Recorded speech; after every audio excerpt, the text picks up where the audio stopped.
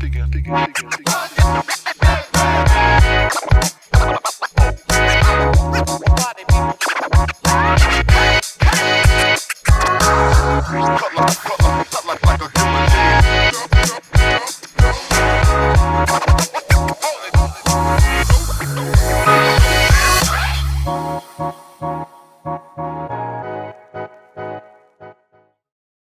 akan langsung menuju ke Pak Johan. Pak Johan, apakah menurut Anda Prabowo Subianto bukan orang yang tepat untuk memimpin lumbung pangan nasional ini? Kalau soal kemampuan, Pak Prabowo ini jangankan pangan, Mbak. Kami dulu perjuangkan beliau itu jadi presiden. Jadi jangankan pangan gitu. Beliau tuh bisa jadi presiden aja, kami berjuang mati-matian gitu. Kami sekutu yang diakui oleh Prabowo sangat loyal untuk memperjuangkan beliau sebagai presiden. Jadi ini bukan soal kemampuan Prabowo, tapi bukan soal ini kemampuan. soal cara kita mengelola krisis gitu. Jadi jangan sampai kita mengatakan bahwa penunjukan Menhan itu karena ada warning dari FAO.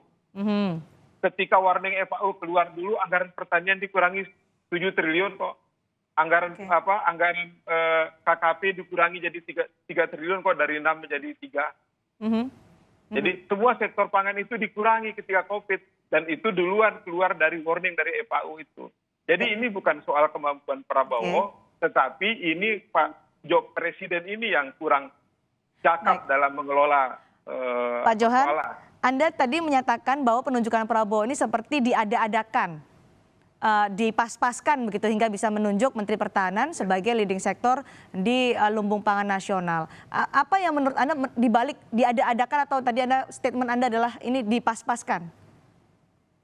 Ya itu tadi undang-undangnya bilang pemerintah menunjuk menteri yang disebut adalah Menteri Pertanian. Satu. Yang kedua adalah yang harusnya dibuat oleh pemerintah berdasarkan Undang-Undang tentang Pangan nomor 18 itu adalah Badan Pangan Nasional, bukan badan strategis apa segala macam itu gitu. Bukan kemampuan dipermasalahkan, Bung Andre, tapi mengelola negara inilah yang tidak sesuai dengan undang dipersoalkan oleh Pak Johan. Ya, kan tadi ini soal perspektif saja. Pak Johan mungkin bicara dalam perspektif undang-undang pertanian atau pangan. Nah, Pak Presiden dalam perspektif pertahanan negara, yaitu Undang-Undang nomor 3 tahun 2002. Sama-sama tujuan yang baik. Saya rasa apalagi Pak Johan sudah mengakui memang Pak Prabowo itu punya kapasitas dan kapabilitas. Dipas-paskan saja atau diada-adakan saja penunjukan ini? Diada-adakan. Memang ini dalam unsur perspektif pertahanan negara. Saya rasa tujuan ini baik ya. Nanti kita uji saja. Kan target di depan mata itu adalah 30.000 hektar ya. Kita lihat. Dan sekali lagi cadangan strategis logistik ini, cadangan logistik strategis ini bukan hanya bicara soal gerakan lahan pertanian padi aja, sawah, bukan hanya cetak sawah, tapi juga nanti pangan lain seperti jagung, singkong dan lain-lain yang disesuaikan dengan selain tanah, kondisi selain tanah soal potensi melanggar undang-undang dipersoalkan oleh Pak Johan, dipersoalkan juga nanti jangan-jangan ada tumpang tindih dengan kewenangan Menteri Pertanian yang seharusnya kalau menurut Pak Johan ini adalah leading sektor untuk masalah ketahanan pangan nasional. Kan tadi saya sudah sebutkan bahwa ini hanya membackup ya cadangan logistik strategis. Tentu Menteri Pertanian dan Bulog yang dalam keadaan normal ya sebagai lembaga organik. Nah ini hanya membackup. Seandainya negara dalam keadaan krisis ya, cadangan logistik strategis inilah yang membackup, yang membantu menyediakan pangan, membantu mendistribusikan. Jadi ini tidak mendowngrade kinerja Menteri Pertanian. Bahkan di dalam food estate ini Pak Prabowo dibantu oleh Menteri Pertanian, Menteri PUPR, Menteri BUMN. Jadi kekhawatiran tumpang tindih kalau Bung Andre menyatakan tidak perlu dikhawatirkan. Ini kerjasama kabinet, kerjasama para menteri gitu loh. Mbak, catatan saya, koordinasi di negara kita itu barang mewah, Mbak. Ya, data, koordinasi itu barang mewah di Indonesia ini. Sampai hari ini kita belum bisa menyatukan soal data. Ya kan? Apalagi kita mau bicara koordinasi. Dalam rapat-rapat Kementerian Pertanian dengan kami itu, Pak Menteri mengatakan tidak pernah dilibatkan.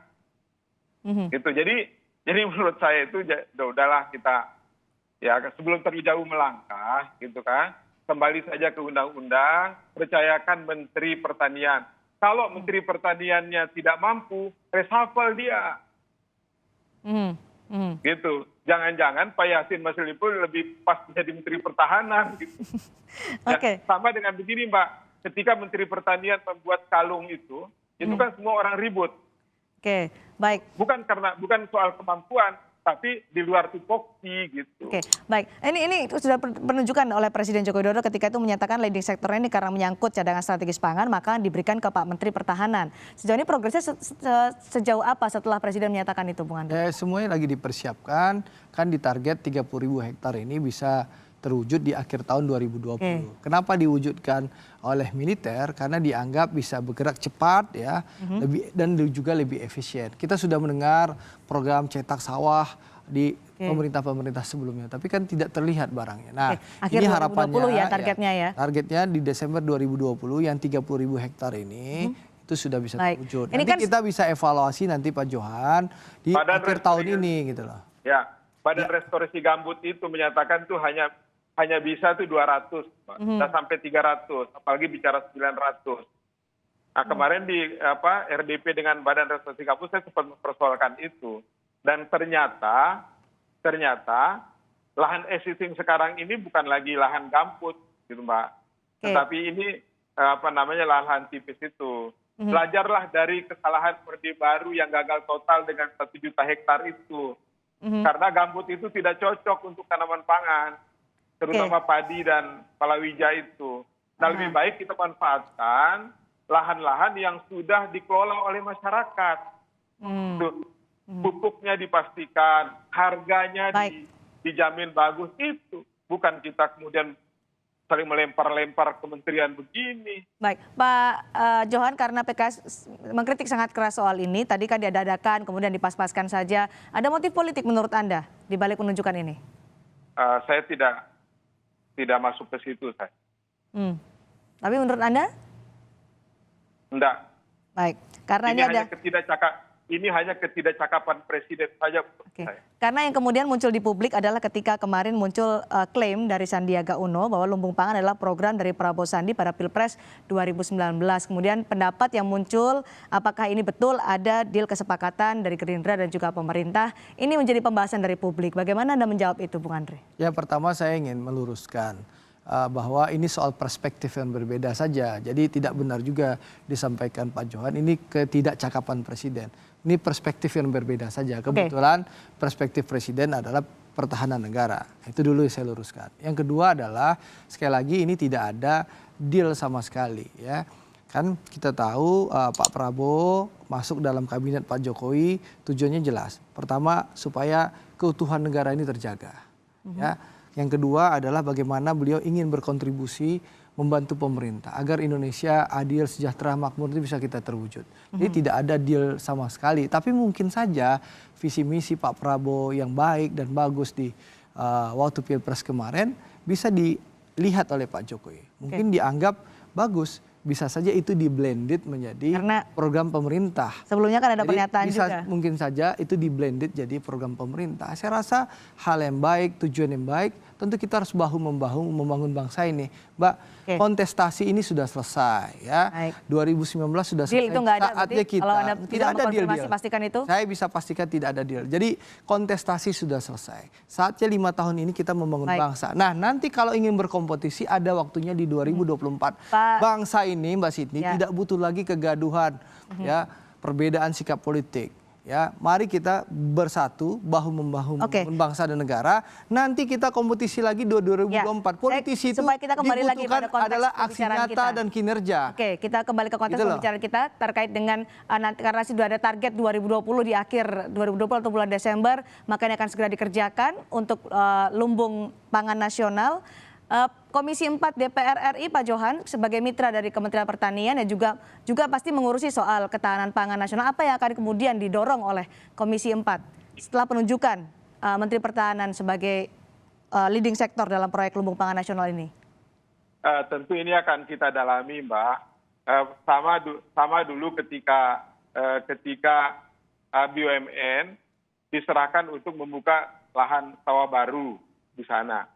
Nah ternyata setelah kita evaluasi pelaksanaan maupun anggarannya, satu, anggarannya tidak ada. Yang kedua, luas lahan BUMN yang ada di sana tidak sebesar yang di yang disebut-sebut gitu, seperti itu. Kayak kemarin Restorsi Gambut bilang jangan bicara 300 apalagi 900, Pak, yang ada cuma 200. Nah, jadi sebagai sebuah isu ini mungkin oke kita tanggapi, tapi insya Allah kami akan coba dalami ini karena biasanya pemerintah kita ini atau kementerian ini ngomongnya duluan gitu, tapi setelah kita dalami barangnya tidak ada. Oke, baik. Terakhir untuk Bung Andre, silakan menjawab sebuah kritikan itu. Ya biasa, dalam dunia demokrasi kritikan, lalu protes itu hal yang wajar. Tinggal nanti bagaimana Pak Prabowo sebagai orang yang ditunjuk menjadi leading sector membuktikan bahwa penunjukan yang dilakukan oleh Presiden menunjuk beliau untuk mengurusi badan lumbung pangan ini atau cadangan pangan strategis ini benar-benar bisa terwujud dan nanti bisa kita ukur dan kita evaluasi kinerja beliau. Saya rasa ini niat dan tujuannya baik. Ya, dan Pak Prabowo tentu sebagai patriot akan bekerja keras memastikan tujuan ini bisa terwujud. Terima kasih Bung Andre Rosiade, terima kasih juga Pak Johan telah bergabung bersama kami di Kompas Petang hari ini.